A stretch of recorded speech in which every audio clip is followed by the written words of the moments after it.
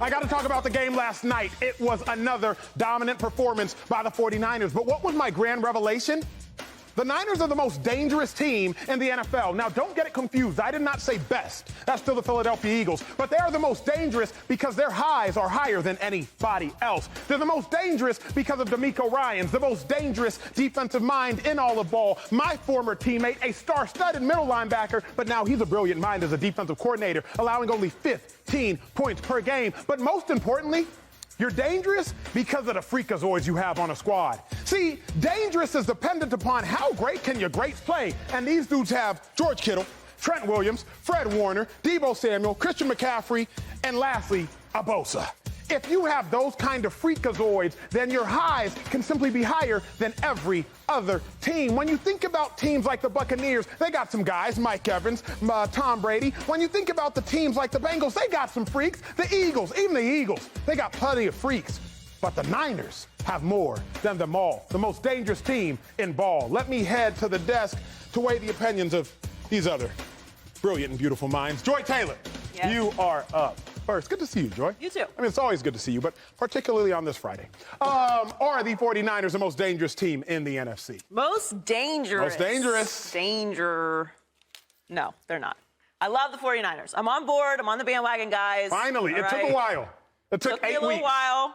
I needed 8 weeks. They stopped dropping weird games they shouldn't drop. Thank you, Dave Helman. Thank you. They got on track, and then I needed to see a little bit from Brock Purdy, which he has delivered. But most dangerous, you keep talking about this stuff on paper, but like we have actual results. We do. We have results, which are 12-1 Philadelphia Eagles. No doubt about it. I knew this was going to happen. I knew it was going to happen. We love fun, new, exciting things. And the Niners have, as of recent, because they didn't do this all season long. They did not. Got on track. They're playing great. Very explosive football, particularly on the defensive side of the ball. Christian McCaffrey is doing his Christian McCaffrey thing. Brock Purdy's come out of nowhere. Mr. Irrelevant, having the season in a moment of a lifetime. I love all of it. Who did the Philadelphia Eagles almost hang 50 on this week, Dave Helman? The New York Football Giants? They sure did. Wow, thank you for answering that for me. 48 points. Points. New York Football Giants. That happens a few days ago. What did they do the week before that? Titans, 35-10. Badly. 35-10. Put it on them badly. Boring. Yawn. That's nothing. What are we talking about here? We do this all the time. And listen, I don't mean to disrespect the 49ers, who I don't think are very, very far behind the You said boring. Eagles. They are the most dangerous team because they've done it all season long.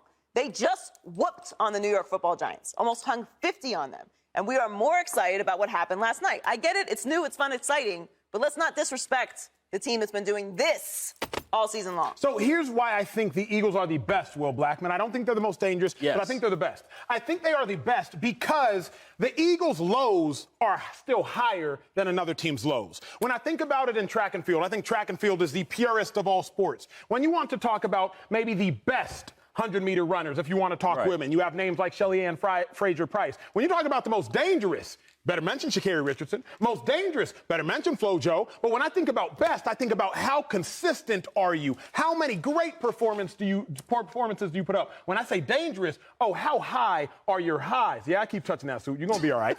Will, are the 49ers the most dangerous team in the NFC? I absolutely think they are the most dangerous at the end of the day because it's the defense. It's the physical aspect of defense. And it's just how they're doing it. You know, and also, too, let's look at offense. I think overall, like, they're beating you up on every single phase of the game. Yep. Offensive line, absolutely demolishing people. We talked in production, like, body on a body, right? Linebackers can get anywhere. Out in the end, on the edge, with the secondary, the defensive backs, I mean, the highlights they were showing, these guys were sticky on coverage. And if you got the ball, they were coming up and were knocking you out. Running the ball. McCaffrey is running scot-free, getting right to the second level. So overall, I just think they are the most dangerous, just how they're playing. And the game versus the Buccaneers, I mean, speaking of blowouts, like that was, I did not expect that to happen to that team at this point in the season. Sure. So I definitely think they're the most dangerous beyond scare. I thought they were the most dangerous even before, what's his name? Garoppolo got injured. Yep. So I know. What's his name? Already. Because, hey, I'm already. Look, Brock Purdy season. I moved on. Brock Purdy season. Dave Helman. And we mentioned Brock Purdy and Jimmy Garoppolo. That's the irony for this. Like, if the Niners Everything else about them is terrifying, dangerous, scary. Their defense is must-see TV. Honestly, for my money, a unit in the NFL that I want to watch, it's like Patrick Mahomes and whatever offense he's on and the Niners defense. Like, that's it. Like, I get excited when the Niners punt because I get to watch their defense play. But dangerous, what's the most important and dangerous position in the NFL? It's quarterback, right? Yeah. And so that's my hang-up, I guess. And Brock Purdy's playing great, right? But, like, we're grading him on a curve, aren't we? I mean, like, it's funny. Agreed. It's yes, funny how it's funny how we're talking about the Niners like they're these world beaters. They scored 21 points last night. Like, it wasn't this just juggernaut performance like we've seen the Eagles do and the Dallas Cowboys. A lot of green on that side. A lot of green on that side today. I'll bring up the Cowboys as well. But you saw the juggernaut last week from the Niners. Sure. You saw that. They are a crazy good team, but I have seen what it looks like when a team with a hot, talented quarterback can basically do whatever it wants. We've seen it from the Eagles. We've seen it from the Cowboys at times this year. That's not a silly thing to say. No. We're a couple weeks removed from the Cowboys scoring 33 points in a quarter.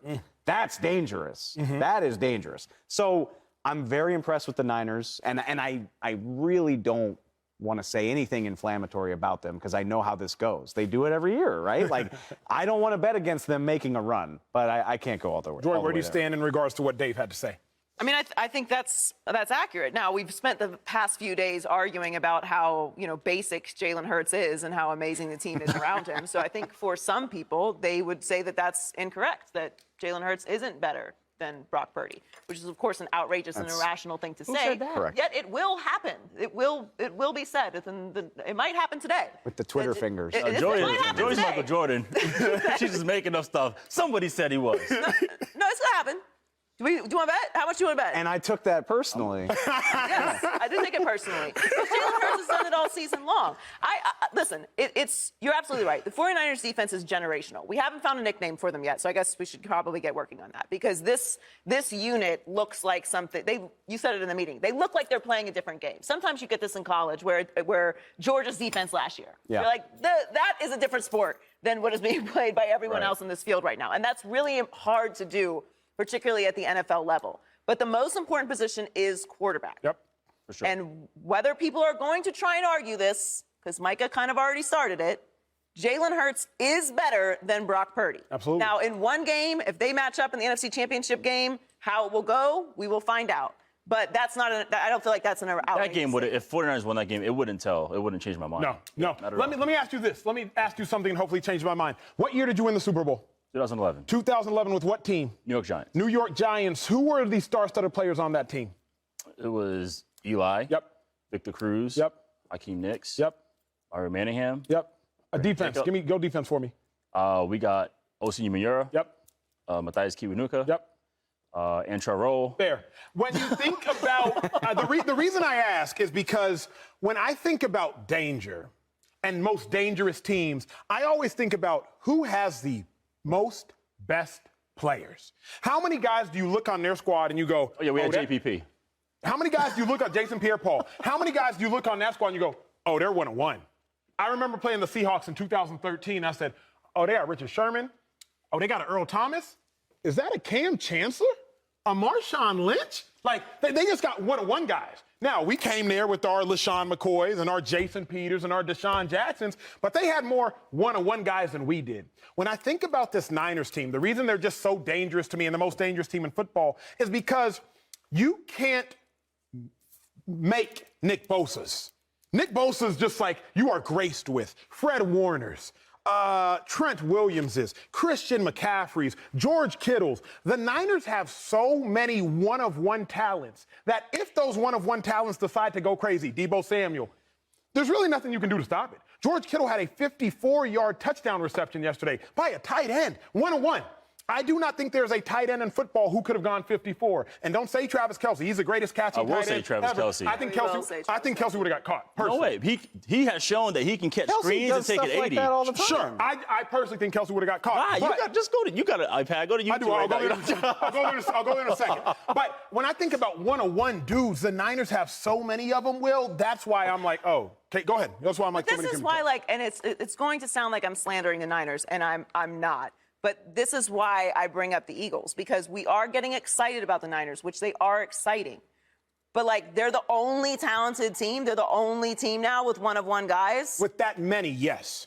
And that, to me, is the difference. Every team except, honestly, the Houston Texans, I would say has one-on-one guys. And you could argue Pierce is starting to become their running back. But they are the only team with that many one-of-one guys. I'd rather you say playmakers, because one-of-one is pretty extreme. Extreme? That's a very high But playmakers, to me, doesn't do enough justice, because there are a lot of they're the only team with, I call them freakazoids. You can call them playmakers. You can call them whatevers. But there's an elite category of, like, every team has about two, and they got about six. At the end of the day, for this team, the reason why they do well is every time they handle adversity, those playmakers or one-on-one guys, they step up. They take the burden and like, hey, we got it. We're going to handle it. Actually, I think Kittle said it on his last interview. He was like, look, anytime something happens, one of our playmakers have to do more. He said that have to go above and beyond. And I think right now across the entire league, when adversity hits this team, they did it the best. That's why they're able to, be there every year. Exactly. But also, isn't that the other part of it? And it's what Joy and I are saying is like, okay, I don't disagree with you in terms of how, 5, 6, 7, like all-pro caliber players. How about that? Like, Fair. Okay. Yes, all-pro talent. They have probably more than anyone in the league, especially since the whole Rams roster's hurt right now. But a team like the Eagles, maybe you give up some quality, but you have depth, including at the quarterback spot, which is very important as comes to find out. And that's really Let me ask you this, Dave, before we take it to break. If the Eagles played their best and the Niners played their best, who wins that game in your opinion? I wouldn't feel good about picking that game, but I would pick the Eagles because they have a quarterback who has proven across 13 weeks that he's among the league's best this year. We'll take that It's game. the Eagles. I don't have If they play their best, it is the Eagles. Subscribe here to get the latest from Speak, and go watch a few segments from our other shows on FS1.